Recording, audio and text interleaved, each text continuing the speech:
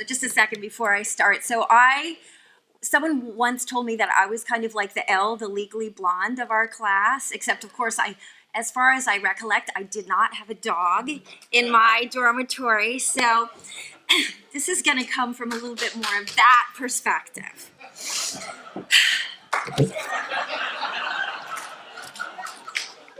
So life's gifts can sometimes come in strange packages, can't they? I left these halls wearing some pretty thick rose-colored glasses, but I lived great adventures, not the least of which was being the mother of these wonderful three. You can see the resemblance. My youngest, his name is Skylar, and she has traveled the world from Tanzania to Nepal, done all these amazing things like talk on global stages and teach English to Buddhist monks. Phenomenal. On February 19th, 2016, at 3 p.m., my phone rang. And my life changed forever. This gorgeous daughter with this beautiful smile was in a small ICU in Colombia, fighting for her life. A boulder had fallen from a mountain on this child and crushed her little body to such an extent that she was not expected to live. 3 doctors were working feverishly to save her, but it was unlikely that I would ever see this beautiful smile again. How do you possibly wrap your brain around the loss of someone that you love so profoundly? The concept was unfathomable, and yet I knew that I must. In her honor, whatever was to transpire had to be okay. What would she want her life to represent? Surely not someone being born so that her mom can walk around and say, my child was killed by a boulder. That's me.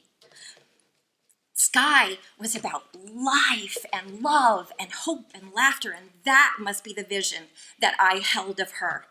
Sky and I both believe in the total beauty of this little planet, even with its flaws and its challenges. I knew that I had to search for that love. Miraculously, I began to find it. As I forged through an absolute blizzard of distress and tears and negativity, I found my way to this crazy, magical little place where miracles are made, a place of extraordinarily pure, positive energy.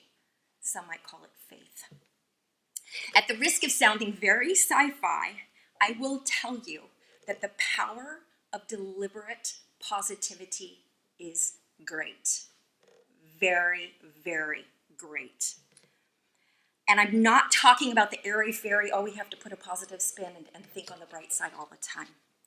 I'm talking about such a powerful knowing in the form of expectation that life must conform to your vision, no matter what the textbooks say otherwise. Yes, Skylar survived.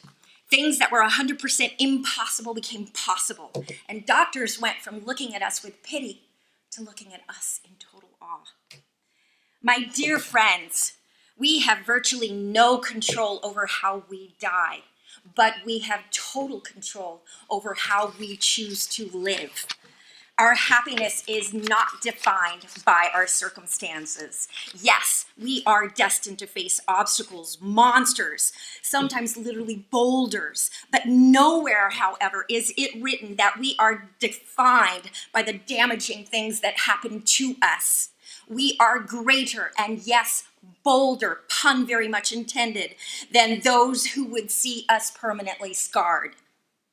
I choose to wear my own scars like a crown of gems. I am richer because of them. My scars cry out that I was mightier than the frickin' boulders that tried to take me down. Sometimes, yes, life demands that we become reluctant heroes.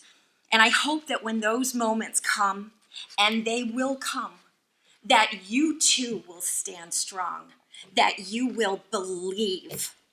I urge you to believe in all that makes you unique. Believe in that which makes you brilliant and irreplaceable. What lies within us can never be contained, captured, or truly destroyed. Believe in your own perfectly imperfect path. Believe in your light. It will never forsake you. Our world desperately needs dreamers and believers. Embrace those frickin' boulders, because it's precisely thanks to these frickin' boulders that you will find your inner titanium. Believing is seeing. So come on, boulders, bring it on.